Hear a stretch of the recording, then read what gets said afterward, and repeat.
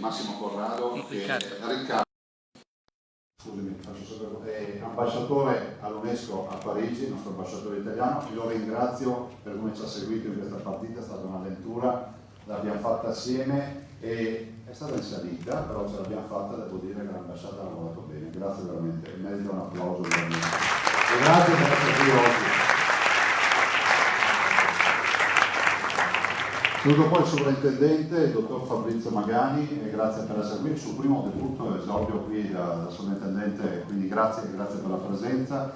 E saluto il dottor Soragni, che anche lui conosce i territori come ex sovrintendente, si può dire? Direttore regionale, scusate le cariche non è...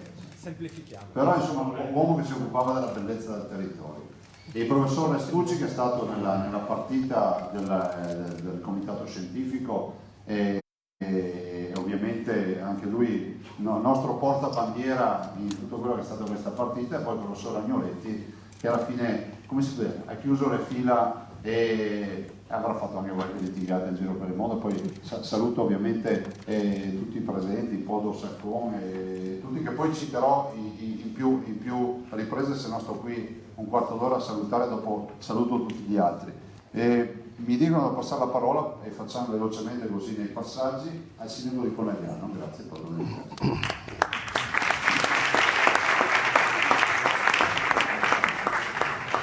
Un saluto a tutti a nome della città di Conegliano, siamo contenti oggi di trovarci qui per un momento storico. Il 7 luglio 2019 il nostro è diventato territorio patrimonio dell'UNESCO, oggi c'è la nascita dell'associazione che avrà il compito di valorizzare e tutelare il nostro meraviglioso territorio. Per un'altra data storica non poteva che esserci sede migliore che Cerreti, scuola nata nel 1876, valore aggiunto al patrimonio stessa del nostro territorio, per cui grazie di aver scelto questa scuola per la firma, grazie a tutti, e soprattutto questa associazione avrà bisogno di un grande lavoro di territorio, perché se è vero che nasce un'associazione è anche vero che il territorio, tutti i cittadini dovranno sentirsi i primi artefici e custodi di quello che vediamo in queste immagini, che è il nostro grande e meraviglioso territorio. Buona giornata a tutti. Presidente, prego, ecco, faresti anche una sorpresa oggi. Buongiorno a tutti, io desidero innanzitutto avere vicino a me i rappresentanti di istituto, i nostri ragazzi, Jacopo, Mattia e Dario. Non c'è Enrico, ma anche lui insomma insegna a noi, porta il saluto della scuola enologica dell'Istituto Cerletti a tutti voi. Innanzitutto ringrazio la Regione Veneto per aver scelto questo luogo per questo evento che possiamo dire senza essere smentiti evento storico per il nostro territorio. E lo ringrazio perché qui inizia, ma direi meglio continua, un percorso virtuoso che riguarda proprio la nostra area, il nostro territorio diventato patrimonio UNESCO.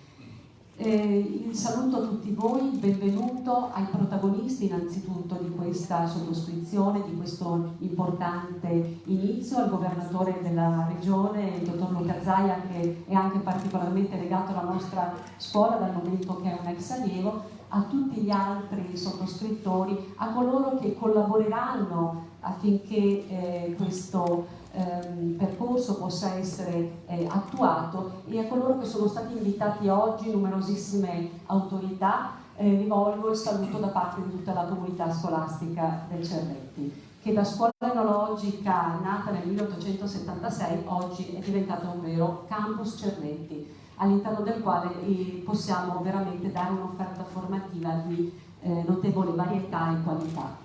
La scuola che ruolo ha in tutto questo? Beh, direi un ruolo molto importante, perché è quello di formare le nuove generazioni.